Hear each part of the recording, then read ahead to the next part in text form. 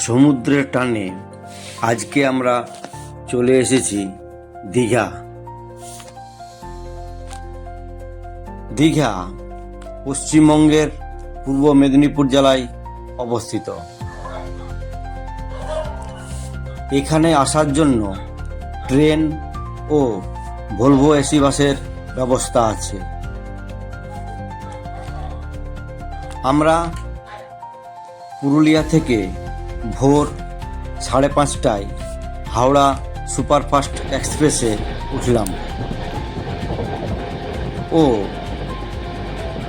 9:20 খড়গপুরে নামলাম। স্টেশনের পাশেই বাস স্ট্যান্ড।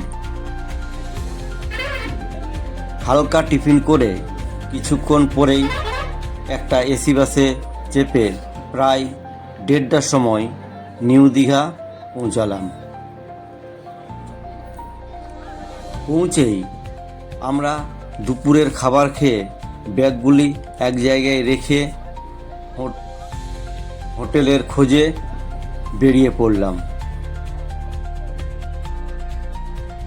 সমুদ্রের স্নানের জায়গা কাছাকাছি হোটেলগুলির খোঁজ করতে লাগলাম। হোটেল বুক করার কোনো দরকার নেই, কারণ এখানে হাজার হাজার হোটেল আছে।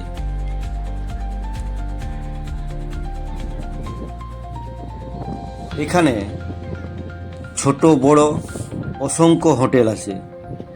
সমুদ্রের তীরের মেন রোড থেকে যত বাইপাসের রোডের দিকে যাবেন ততই হোটেল ভাড়া কমতে থাকবে। কিছুক্ষণ খোঁজার পর আমরা আমাদের বাজেট মতো হোটেল পেয়ে গেলাম।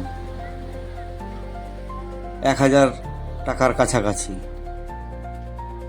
অক্টোবর থেকে ফেব্রুয়ারি পর্যন্ত পিক সিজন, সেই সময় 1000 টাকা বেড়ে 1500 বা 2000 হয়ে যায়। সমুদ্র তট থেকে যত দূরে যাবেন ভাড়া তত কমতে থাকবে।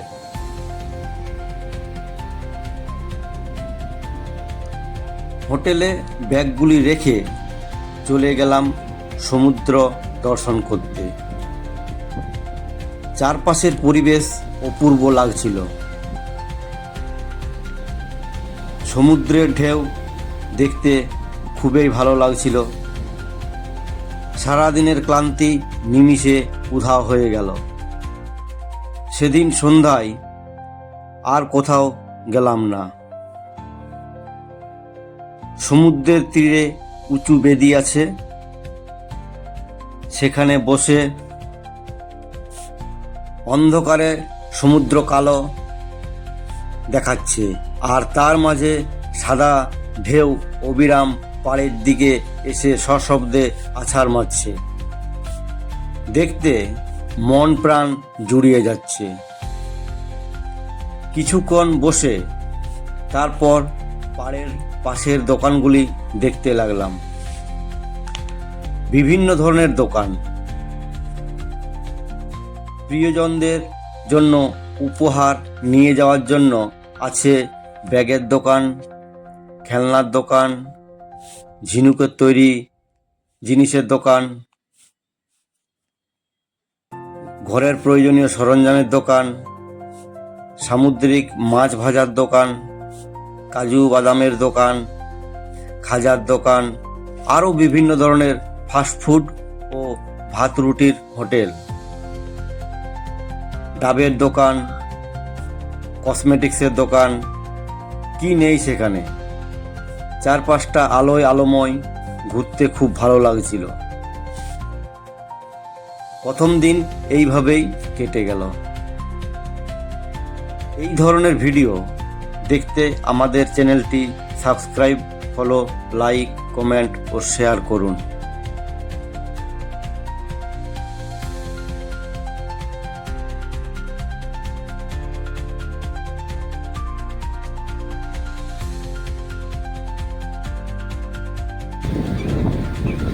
আজকে দীঘা ভ্রমণের প্রথম দিন।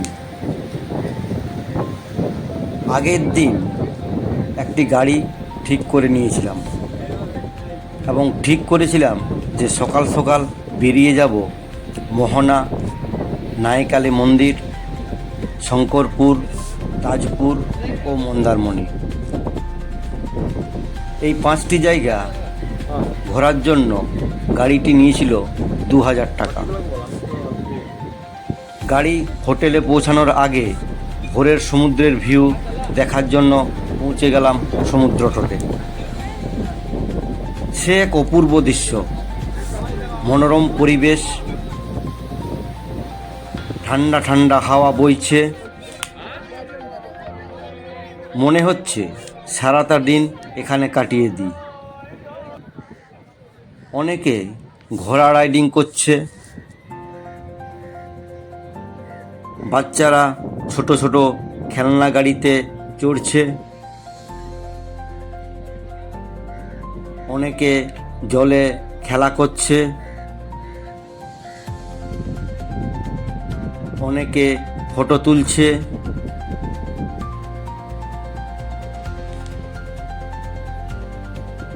বিরাট বিরাট ঢেউ একবার কাছে আসছে, আবার ফিরে চলে যাচ্ছে।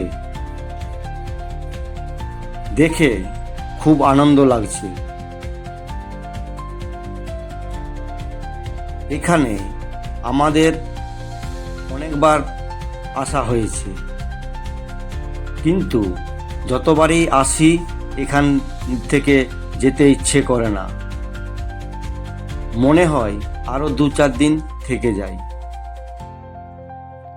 সারা বছরের ক্লান্তি দূর করার জন্য মাঝে মধ্যে এই সব জায়গাতে আসা দরকার। অনেকে সমুদ্রে ড্রাইভিং করছে, ড্রাইভ করতে করতে সমুদ্রের অনেক ভেতর পর্যন্ত তারা চলে যাচ্ছে। দেখতে খুব ভালো লাগছে। অনেকে ভুটভুটি করে সমুদ্রের অনেকখানি ভিতর পর্যন্ত যাচ্ছে। ভোরের এই সব দৃশ্য চিরস্মরণীয় হয়ে থাকবে। ভোরের সমুদ্র বীচ কতটা মনোরম নিজে না এলে বোঝানো যাবে না। মর্নিং ওয়াক করতে করতে কখন যে 2 ঘন্টা পার হয়ে গেল বোঝাই গেল না। ড্রাইভারদার ফোন এলে গাড়ির কাছে গিয়ে মন্দারমণি দিকে যাত্রা শুরু করলাম। রাস্তার দুপাশের মনোরম দৃশ্য দেখতে দেখতে যাচ্ছি। কিছুক্ষণ যাওয়ার পর বাঁ পাশে জগন্নাথ মন্দিরটি দেখতে পেলাম। মন্দিরটি পরের দিন যাব, সেই জন্য সেখানে আর দাঁড়ালাম না। বঙ্গোপসাগরের গা ঘেঁষে আমরা এখন যাচ্ছি দীঘার উত্তর সাইডে। 20 মিনিট পর, প্রায় 4.5 কিমি আসার পর আমাদের প্রথম ডেস্টিনেশন মোহনা।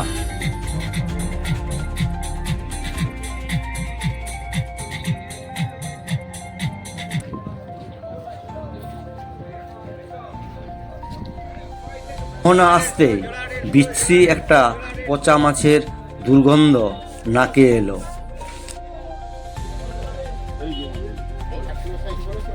নাকে রুমাল দিয়ে হেঁটে চলেছি মোহনার দিকে। রাস্তার দুপাশে সারি সারি সামুদ্রিক মাছ বেচাকেনা চলছে। বিভিন্ন প্রকারের মাছ, বিভিন্ন সাইজের মাছ।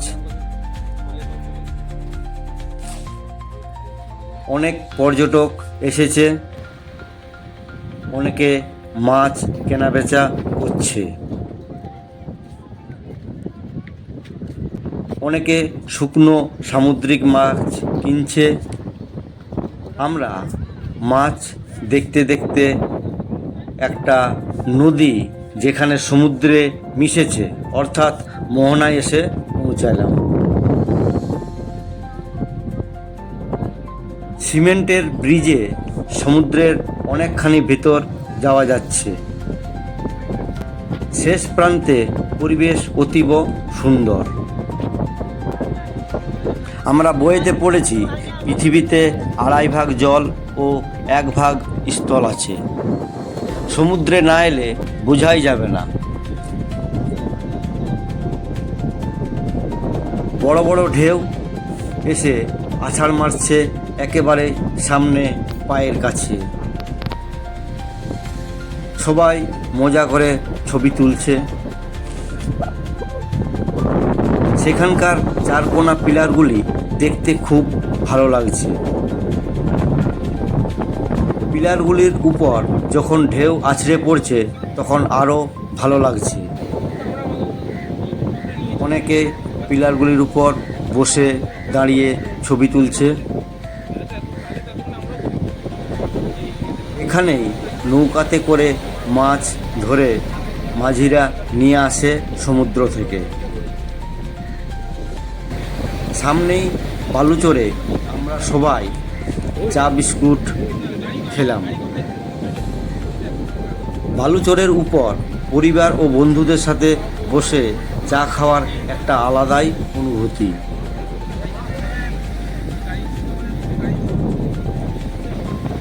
এরপর চললাম আমাদের দ্বিতীয় ডেস্টিনেশন নাইকালী মন্দির।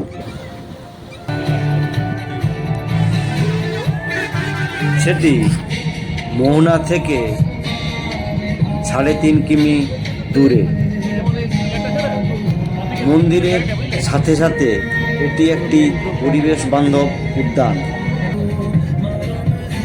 চারপাশের পরিবেশ অতীব মনোরম।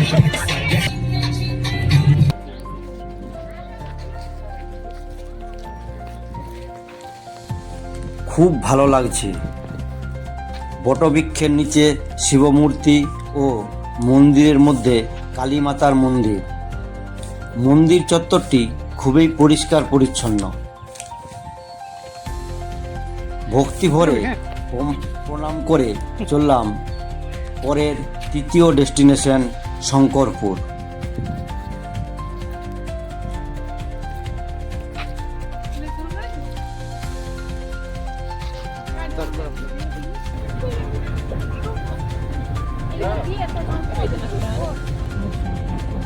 কালী মন্দির থেকে শঙ্করপুর 1 কিমি দূরে। এখানকার সমুদ্র তটও দেখতে খুব সুন্দর লাগছে। সরকার পর্যটন স্থলগুলির উপর জোর দিয়েছে দেখলেই মনে হয়। চারপাশের প্রাকৃতিক সৌন্দর্য দেখতে দেখতে সমুদ্রের একেবারে কাছে এসে পৌঁছালাম। এখানেও সমুদ্রের ঢেউ খুব জোরে এসে আছাড় মারছে।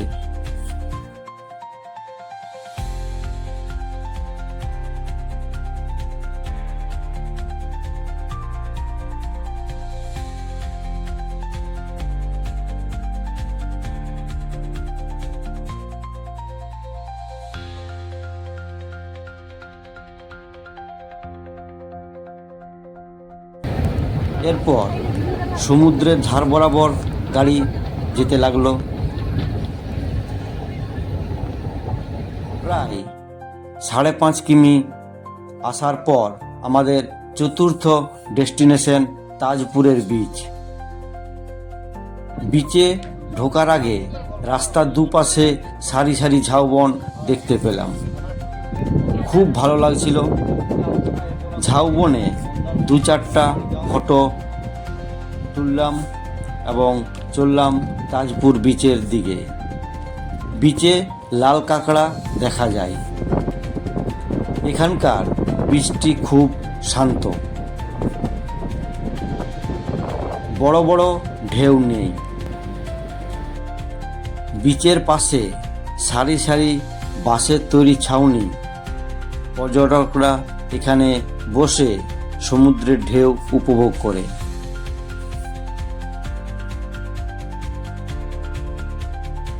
এরপর চললাম আজকের লাস্ট ডেস্টিনেশন মন্দারমণি। এটি তাজপুর থেকে প্রায় 12 কিমি দূরে। নামকরা এই বিচ অনেকখানি সমতল, চারপাশ শান্ত। এখানকার বিচ খুবই বড় ও নির্জন। যারা নির্জন শান্ত পরিবেশ পছন্দ করে তাদের জন্য একটা পারফেক্ট জায়গা। বসে বসে সারাদিন কেটে যাবে। অনেক সিনেমার শুটিং এখানে হয়। কিছুক্ষণ সময় কাটিয়ে ছবি ভিডিও তুলে ইচ্ছে না থাকলেও ফিরে যেতে হচ্ছে আমাদের আবার সেই নিউ দীঘার হোটেলে।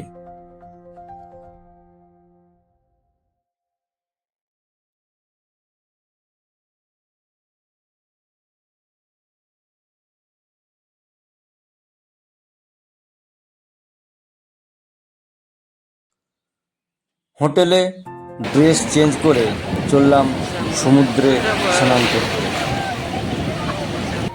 ঢেউয়ের সঙ্গে খেলা করতে। সমুদ্রে স্নান করতে করতে কখন যে 1 ঘন্টা পার হয়ে গেল বুঝতেই পারলাম না। এরপর হোটেলে গিয়ে ড্রেস চেঞ্জ করে সামনের হোটেলে দুপুরের খাবার খেলাম। খেয়ে কিছুক্ষণ বিশ্রাম নিয়ে সন্ধ্যেতে আবার বেরিয়ে গেলাম সমুদ্র তট। সেখানে বেদিতে বসে কিছুক্ষণ ঢেউ উপভোগ করতে লাগলাম। তারপর খাবার খেয়ে হোটেলে ফিরে গেলাম। সেদিন আজকের মতো ভ্রমণ এখানেই শেষ। ভ্রমণের দ্বিতীয় দিনের ভোরে এরপর সবাই রেডি হলে টোটো করে চলে এলাম 1 কিমি দূরে জগন্নাথ মন্দিরের 6 নম্বর গেটে। মন্দিরের একেবারে কাছাকাছি। তাছাড়া 2 নম্বর গেট দিয়েও ঢোকা যেত, কিন্তু সেখান থেকে মন্দির একটু দূর হতো।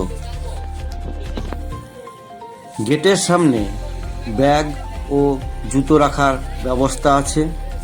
মোবাইল নিয়ে ঢোকা যায়। মন্দির চত্বরটি নিখুঁতভাবে সাজানো। চারপাশটি পরিষ্কার পরিচ্ছন্ন। ঢোকার সাথে সাথে সবাই মোবাইল বের করে ফটো তুলতে ব্যস্ত। সবাই ভিডিও করতে ব্যস্ত হয়ে পড়ল। আমরা সবাই ধীরে ধীরে চললাম মন্দিরের দিকে। মন্দির প্রাঙ্গণটি অনেক বড়। মন্দিরের বাঁ পাশের একটি বিল্ডিংয়ে একটি স্টলে জগন্নাথ ঠাকুরের বিভিন্ন ধরনের জিনিস বিক্রি হচ্ছে। সেখানে ভক্তদের থাকার ব্যবস্থা আছে।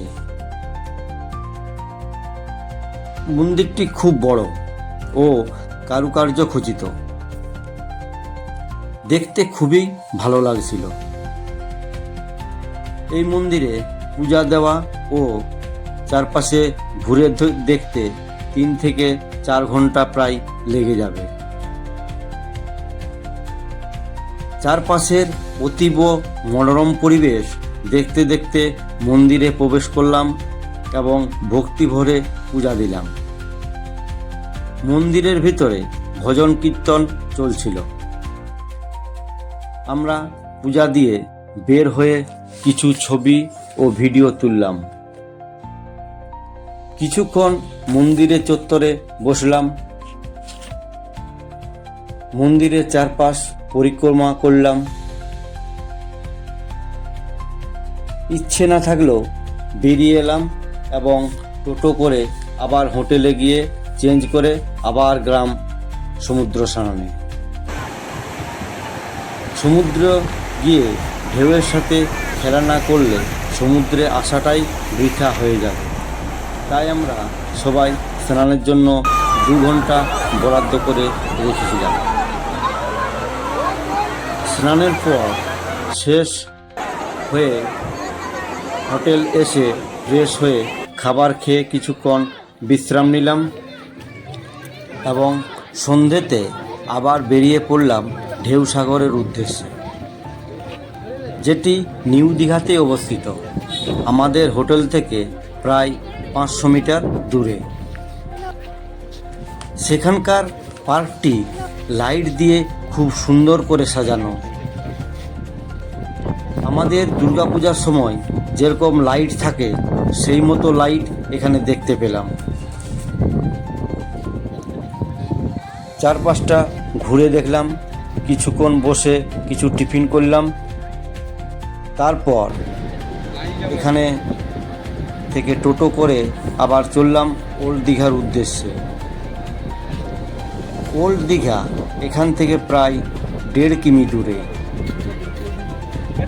কিছুক্ষণ সমুদ্র তটে যে বেদি আছে সেখানে বসলাম। অপূর্ব লাগছিল, শান্ত পরিবেশ, অন্ধকার কালো সমুদ্র ও শুধু সাদা ঢেউগুলি সশব্দে দূর থেকে এসে আছাড় মারছে একেবারে পায়ের কাছে। দেখতে খুব ভালো লাগছিল। কিছুক্ষণ বসেই বিচের পাশের হরেক রকমের দোকান দেখতে চলে গেলাম। দোকানে দোকানে বিক্রি হচ্ছে বিভিন্ন ধরনের খেলনা, কসমেটিক্সের জিনিস, ড্রাই ফ্রুটস, ঝিনুকের তৈরি হাতের জিনিস। বেশি ভিড় হচ্ছে মাছ ভাজার দোকানগুলিতে। পাশেই বিশ্ব বাংলার গেট দিয়ে ভিতরে একটা বিশ্ব বাংলার স্তম্ভ সহ একটি সুন্দর পার্ক আছে। লাইটের কারুকার্য দেখার মতো। পার্কটিকে সুন্দরভাবে সাজানো হয়েছে। পার্কটির ভিতরে কিছুক্ষণ বসে সমুদ্রের বিচ উপভোগ করে হোটেলে আবার ফিরে গেলাম। হোটেলের বাইরে খাবার খেয়ে রাত্রে ঘুমিয়ে পড়লাম। ভ্রমণের দ্বিতীয় দিন শেষ। ভ্রমণের তৃতীয় দিনের ভোরেও আবার চললাম বিচে। সূর্যোদয় দেখার সাথে সাথে জেলেরা কীভাবে মাছ ধরার জাল গোছাচ্ছে দেখতে লাগলাম। দারুণ অভিজ্ঞতা সঞ্চয় করলাম। সমুদ্রের তীরে মর্নিং ওয়াক করতে করতে 1 ঘন্টা কাটালাম। তারপর রিজার্ভ গাড়িতে করে চললাম বঙ্গোপসাগরের ধার বরাবর দক্ষিণ দিকে কাজু বাদাম, উড়িষ্যা বর্ডার, চন্দনেশ্বর মন্দির, তালসারি, রাধাকৃষ্ণ মন্দির ও উদয়পুর বিচ। কিছুক্ষণ গাড়ি চলার পরে প্রথমেই পেলাম কাজু বাদাম। গেট বন্ধ থাকায় গাড়ি থেকে কাজু বাদাম বাগানটি দেখে নিলাম এবং চললাম উড়িষ্যা বর্ডার দিকে। কিছুক্ষণ চলার পরেই আমরা উড়িষ্যা বর্ডার দিয়ে উড়িষ্যা রাজ্যে প্রবেশ করলাম এবং কিছুক্ষণ যাওয়ার পরেই প্রথমেই পড়ল চন্দনেশ্বর শিব মন্দির।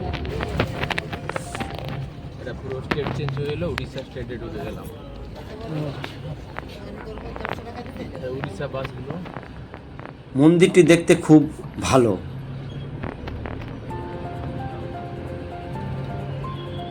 চারপাশটা ঘুরে ঘুরে দেখলাম।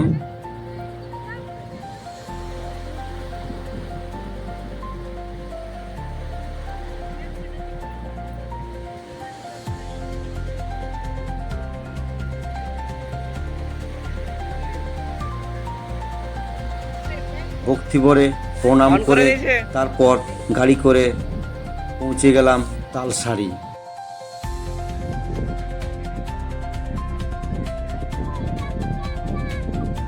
তালসারি সমুদ্র অনেক দূরে আছে।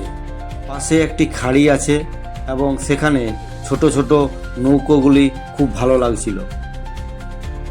এখানেও বিভিন্ন ধরনের সামুদ্রিক মাছ দর্শন হলো।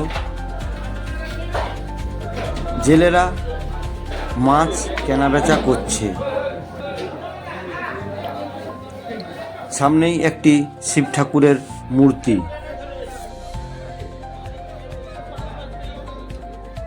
এরপর চললাম পরের ডেস্টিনেশন রাধাকৃষ্ণ মন্দির। এই মন্দিরটিও খুব ভালো, সাজানো গোছানো। ভক্তি ভরে প্রণাম করে এরপর চললাম আমাদের আজকের লাস্ট ডেস্টিনেশন উদয়পুর বিচ। শান্ত নিরিবিলি, কিছুক্ষণ সময় কাটানোর উপযুক্ত, অতটা ঢেউ নেই।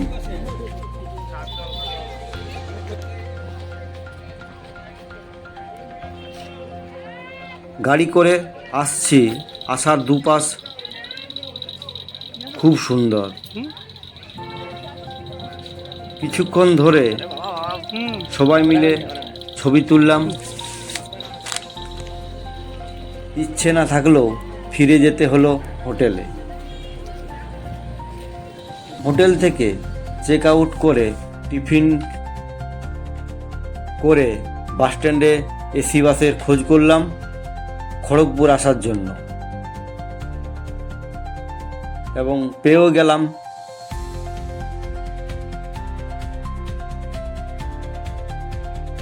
খড়গপুর থেকে ট্রেনে করে পৌঁছালাম পুরুলিয়া। এই 3 দিনের ট্যুর চিরস্মরণীয় হয়ে থাকবে। আরও 2টি দর্শনীয় জায়গা অমরাবতী পার্ক ও সায়েন্স সিটি বাকি থেকে গেল সময়ের অভাবে। ধন্যবাদ। এই ধরনের ভিডিও দেখতে সাবস্ক্রাইব করুন। নতুন নতুন ভিডিও দেখতে আমাদের চ্যানেলটিকে সাবস্ক্রাইব করে রাখুন। ধন্যবাদ।